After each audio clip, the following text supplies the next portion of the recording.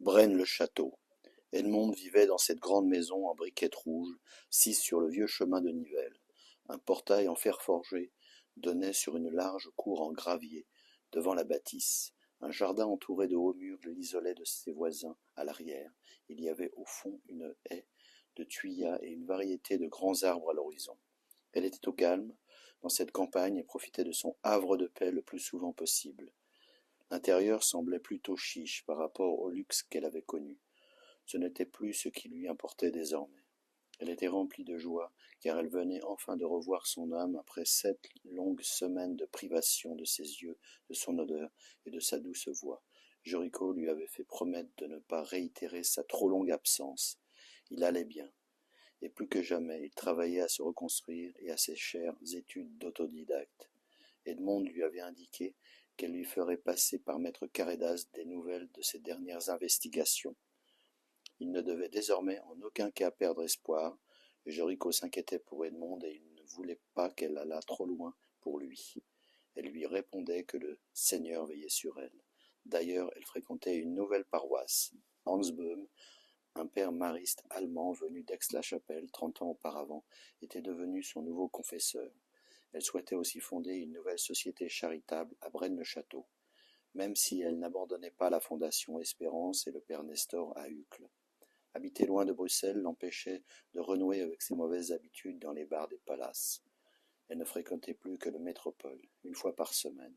Elle voyait peu d'amis, mais elle invitait Marie-Louise quand elle le pouvait. Avoir un chien comme avant à la licorne lui aurait plu, mais elle ne pouvait plus être régulièrement présente, si c'était pour rendre une bête malheureuse. La vie sociale mondaine et urbaine ne l'intéressait plus. Le calme et le recueillement lui donnaient entière satisfaction. Il lui fallait de longs moments de solitude afin de mieux réfléchir et faire face aux défis qu'elle affrontait. Les jours suivants, Edmond resta au chaud, chez elle. Il faisait froid dehors, le feu crépitait dans la cheminée. Une fine couche de neige avait recouvert le jardin. Elle préparait un nouveau plan d'attaque. Elle essayait de joindre Marc Charlet depuis 2 jours, lorsqu'elle réussit enfin à avoir une personne au bout du fil. Bonjour madame, je cherche à joindre Marc Charlet. Bonjour madame, son cabinet est définitivement fermé. Mais qui êtes-vous? Je suis la propriétaire du local. Vous avez de la chance de tomber sur moi. J'allais fermer et partir. Fermer? Mais peut-on savoir où il est parti? Tout ce que je sais, c'est qu'il a quitté la Belgique. Et précipitamment. D'ailleurs, il me doit le loyer en cours. Alors si vous le voyez... Écoutez madame, je suis juste une cliente. Je suis désolé. Au revoir madame. Edmond ne comprenait pas les raisons de ce départ précipité. C'était louche. Cela ressemblait à une fuite. Elle imagina qu'elle l'avait peut-être mis dans l'embarras avec les renseignements qu'elle lui avait demandés. Elle pensa aussi à l'agrandissement de la photo de Frank Wolf, prise à Lugano, qu'elle lui avait laissée. Pourvu qu'il n'ait pas eu de graves ennuis avec la sûreté générale. Ou bien cela n'avait rien à voir avec elle. Marc Charlet fricotait dans des tas de milieux avec des gens pas très fréquentables. De temps à autre, quand elle passait le voir, il lui racontait quelques anecdotes savoureuses. Elle se mit à penser à Yvonne. Serait-ce possible qu'elle ne soit pas fiable? Non, pas elle, c'est impossible, se dit-elle. Surtout ne pas tomber dans la paranoïa. Comment allait-elle faire sans lui? Il avait des informations si précieuses. Et s'il avait parlé d'elle sous la menace à des gens du renseignement? Elle risquait d'être surveillée désormais. Elle bascula petit à petit dans l'intranquillité, voire l'inquiétude. Elle se leva, se dirigea vers la cuisine, et regarda par la fenêtre qui donnait sur la cour. Une voiture stationnait avec les phares allumés non loin du portail. Elle entendit un ronronnement et la voiture démarra. Curieux. Forcément aucun rapport. Elle devait arrêter de se faire des idées afin de ne pas sombrer dans une panique inutile. Edmond réalisa enfin que son entreprise pouvait être dangereuse. Rémy et Yvonne avaient eu raison de la prévenir. Elle revint dans le salon et regarda par la porte-fenêtre donnant sur le jardin. La pleine lune illuminait les arbres et se reflétait sur la neige. Edmond se sentit soudain très seul. Tant pis, elle prendrait un chien. Pendant ses absences, le sympathique couple de voisins lui aurait donné la pâtée. Ils aimaient les chiens et en avaient déjà 2. Ce soir-là, elle prit un bon livre dans sa bibliothèque et partit se coucher à l'étage.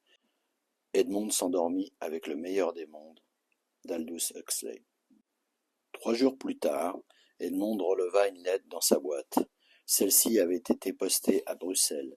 Elle rentra rapidement pour la lire confortablement installée dans un fauteuil du salon. Mon amour, il est 3 heures du matin et je t'écris dans la pénombre de ma cellule. Ma lumière, je pense à toi. Tu me manques énormément.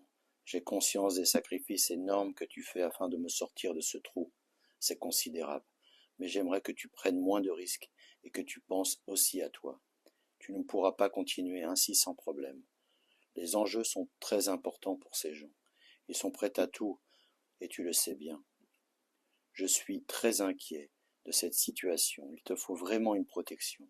Vois aussi avec madame Chester d'Orimont, qui est prête à t'aider, et peut-être que tu devrais ne pas rester seul dans cette maison.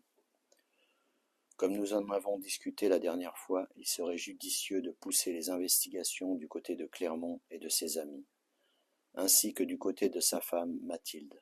On doit essayer de voir s'il y a quelque chose à glaner de son côté. Ceci pour préparer un vrai plan d'attaque cohérent et surtout bien ciblé. Il nous manque encore des pièces du puzzle. Je te conseille de mettre à l'abri les dossiers et les preuves que tu accumules chez toi. Un coffre de banque serait le mieux. Aussi brûle cette lettre après l'avoir lue. Enfin, méfie-toi de tout le monde. Même de Rémi, on ne sait jamais. Prends soin de toi. Je ne veux pas te perdre. Je ferai poster cette lettre par une personne sûre. Ne t'inquiète pas, mon ange. Je t'aime fort, si fort. Baiser ton Joe. Edmond essuya quelques larmes. Elle était aussi triste à l'intérieur que le gris de l'hiver qui s'installait dehors.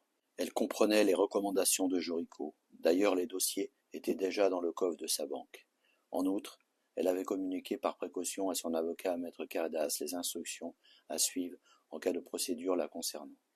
Il était vrai qu'elle doutait de plus en plus, et la peur de commencer à la gagner aussi. Soudain, le téléphone sonna. C'était Jean. Il l'invitait à venir passer une soirée chez Bernard Casterman à Namur. Edmond accepta tout de suite.